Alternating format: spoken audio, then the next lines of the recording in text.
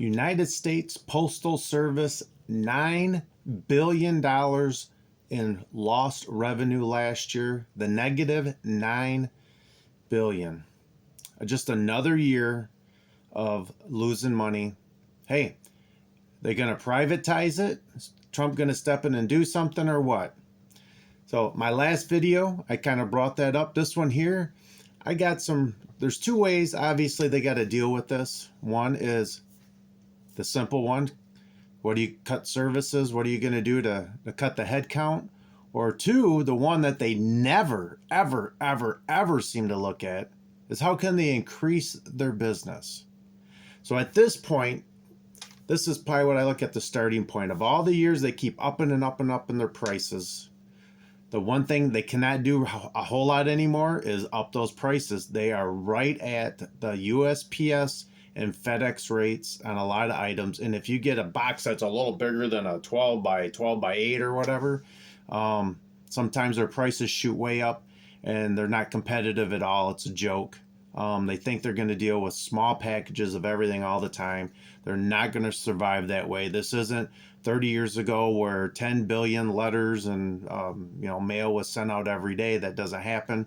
So they need to address this issue. So we'll talk about both in this one. The one I'm going to hit on is the one I see the biggest that I use, and that's media mail. This is one they can up. They up it a little bit more. Some of my packages already go out ground advantage, but here, this is what they need to do. I don't know how many people realize this. I actually talked at the post office and asked them, where's the media mail go? Why does it take so much longer than the other services? And they told me one is that a lot of times it gets held at that initial post office until they get X amount of media mail. Then it goes to another facility outside the state, which receives all media mail. They work their magic or they do whatever. They're probably making sure somebody ain't scamming the system. And then they resend it back out again into the regular avenues of the post office to do the actual delivery. Now, to me, I'm going to give you, that's no different than asking and paying my neighbor money to go ship my items out. Why I drive right by the front door of the post office every day. It makes no sense to me. I don't care what they say. It makes no sense. I was even told by my post office that we lose money on media mail. Well, that can't be because 20% of the stuff I send out normally would be media mail. Isn't media mail anymore. It's ground advantage. So if you can send some of that out ground advantage and supposedly make money, you're not losing on media mail. The biggest thing I see that you're losing is how many times, how many different hands touch that same item to go to a totally different facility to get rerouted back into the system to get dropped off 5-10 days later than normal. It makes absolutely no sense.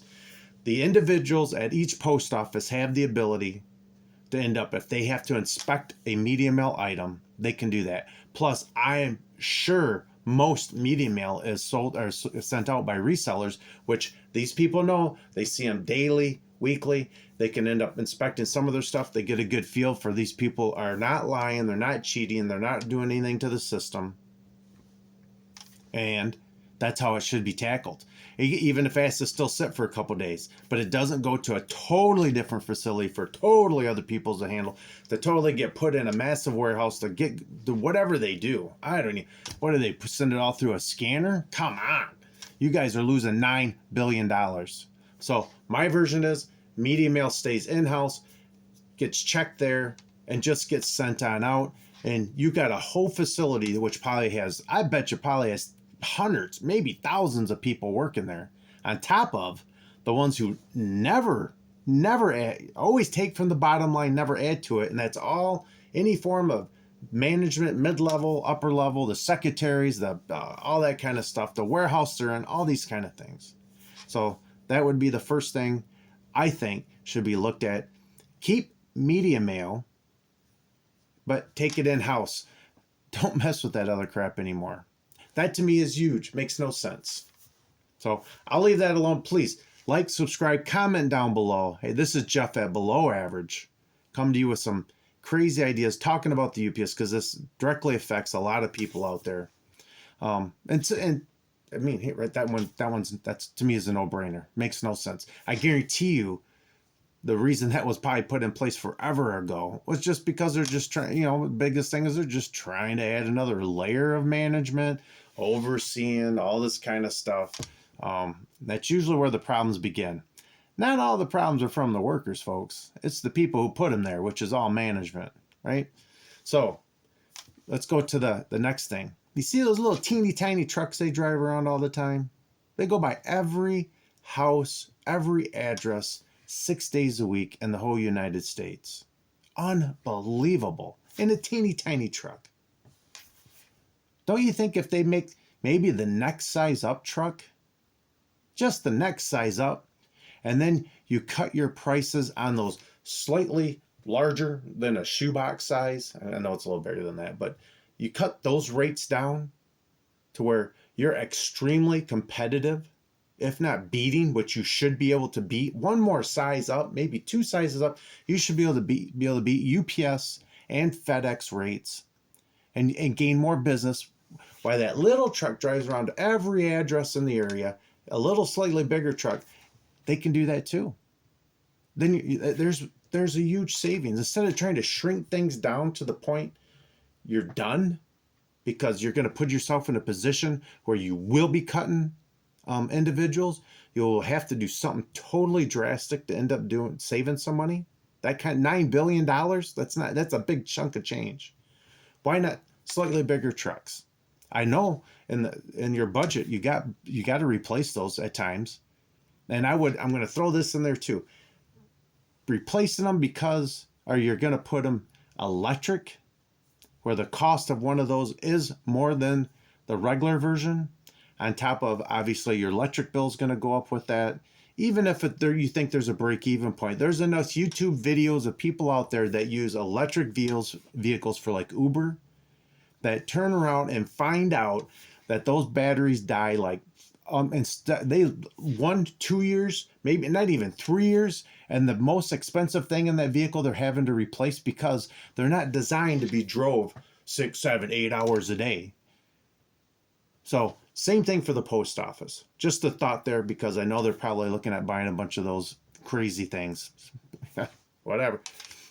I mean, it might be something in the future. Maybe do a test study, but you're probably you're spending money you don't have because you don't have any. Negative $9 billion. So, like I said, larger truck, slightly larger vehicle, no big deal. It's still going to be probably the same size of the vehicle the person drives on their personal. So it's not going to be anything difficult. You don't need any special license, and they can just jump right out of that vehicle and put an extra 10 packages a day out or whatever that they normally wouldn't get. Voila, at least revenue increase. Okay, one of the next things, and I'm not exactly sure of what they're going to do, but I hardly ever use priority mail. I don't think a lot of people use it anymore. Once Ground Advantage came in and they put insurance on that, it started taking away all the priority stuff. Boxes to get free are very nice. I think people on Whatnot use that a lot, and people in general that walk into there, obviously they might go with that just because they didn't have a box. But in my case, I don't use them hardly anymore at all. Is that going to get changed over and eliminated because it maybe arrives a day earlier? Not that big a deal at this point. And the question would be is if they do eliminate that, they can't go to regular Ground Advantage boxes because there would be tons of free anyways. There'd be tons and tons of people just stocking those on up, and they'll never have to buy a box again. So I don't think that's going to be the case. I'm not quite sure if they just totally eliminate it and it'd be back like way back in the day where you just got to bring in your own box, or if they keep the priority, that rate gets jacked up more, and maybe that's going to have to be the case. It's going to be just more expensive. Who knows? That one there, I think is it's a wash. All this stuff I'm bringing up, things that I've thought about, they're questions because you can't find out 100% any of these answers, obviously. I guarantee the people at the post office don't even know some of this stuff. They don't have a clue, don't have any idea. So instead of cutting people Let's just look at the simple things I brought up again. The medium mail doesn't make any sense. A slightly larger truck, take on more packages. So you can end up doing, it wasn't long ago too with the package size. You made increases and beyond so many inches. So like people who use like sold golf clubs or baseball bats, stuff like in that range, the length got too long. You started jacking the price up because you didn't want them anymore. That don't make any sense. The boxes like people were using from the priority boxes were already small to begin with. They're not weighted down. Obviously, at a negative $9 billion, there's somebody's making costly mistakes, and those people probably need to be gone, quit, fired. You need somebody in there that's looking at things a little more fresh without getting a little crazy, and look at expanding what you do to bring in the revenue, and you don't have to worry about cutting people. Because if not, something's going to happen eventually. And here's the last one. This is the last one for you. And everybody I know, unless your salary, everybody I know, wherever they work at, will think the same thing and probably agree with it, is that the biggest problem there is going to be too much salary, which is management, supervisors, secretaries. They always got to have a big shot running the place and give them a title. All that stuff, there's too much of it, way too much of it. I bet you will have somebody who is a supervisor. Not in every area, but I bet you in the post office, there's probably a supervisor or a manager that manages less people there than what you'll find at McDonald's. Crazy. Absolutely crazy. I'm not saying these people aren't needed, that there isn't a need for them. It's just, I guarantee you there's too many of them. And there is a direct negative to the bottom line. So what would happen if you could increase and do all these things that we just mentioned? Take that out, add this, get rid of those people. I can't be a negative $9 billion. It's got to be a step in the right direction. So folks, please, if you have any inside knowledge on some of the actual other costs that are involved, well, let me throw one more in there. This whole thing on like legacy costs of these people who have pensions and that's supposedly weighing down or whatever. There's another failure on management. This stuff was supposed to have been at the very beginning. That money was supposed to be set aside to fully take care of everybody that was going to be in that program. They charged the price of shipping back then to cover these costs, and yet they did not do it. If they're going to use that for an excuse, that is not an excuse. That portion should be taken completely off of their books. Should be a separate issue. No different than like Social Security. Money should be there. Obviously, you got people with their hands on it. So, if you have any insight on from any actual people working inside that'd be willing to give you some other kind of ideas, hey, leave the comments down below. I think a lot of people could get some kind of traction, some kind of inside idea of what's really happening behind the doors when you walk in and drop off your package. I am sure there's people that are on the floor that see crazy things all the time, and for whatever reasons, things don't get done. So, like I said, please like, subscribe, comment down below. I appreciate it. We'll talk to you later. Have a great night. Bye.